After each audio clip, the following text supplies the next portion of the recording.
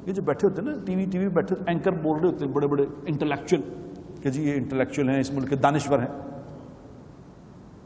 ان میں سے تھوڑے ہی لوگ ہیں جنہوں نے قرآن پڑھا ہو. انہوں نے شیکسپیئر کو پڑھا ہے،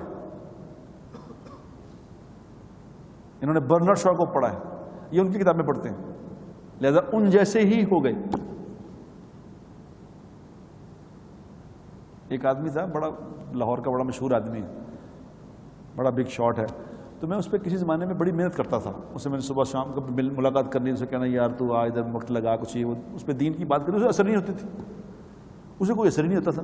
میں کہوں یار یہ بڑے سخت دل کا آدمی، اس پہ بات اثر نہیں ہوتی.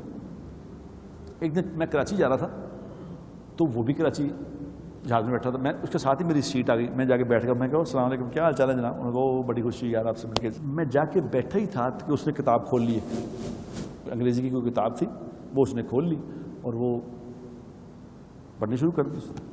اب جہاز اڑ گیا. میں نے کہا جہاز اڑ گیا، شاید اڑ جائے، ختم ہو جائے، اڑ جائے جہاز تو پھر کھانا وانا آئے گا تو یہ چھوڑے گا کتاب.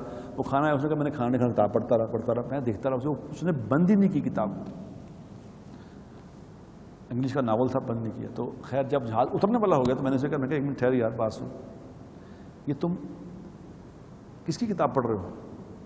تو اس نے دکھایا مجھے کہ پتہ نہیں کون سا کوئی گوری عورت تھی جس کی لکھی ہوئی کتاب تھی. میں نے کہا یہ اس کی کتاب پڑھ. میں کہا تم اور بھی کچھ پڑھتے ہو؟ یہ پڑھ. میں نے بہت پڑھا اس کو، اس کی بڑی کتابیں میں نے اور بھی پڑھی. میں نے کہا آج مجھے سمجھ آ گئی، تو یہ بات سمجھ کیوں نہیں آتی؟ کہہ رہا کیا مطلب؟ میں نے کہا تم اس کافر کی کتاب پڑھتے ہو جس کا اپنا اللہ پہ یقین نہیں ہے، اس کا تھاٹ تیرے اندر چلا گیا ہے.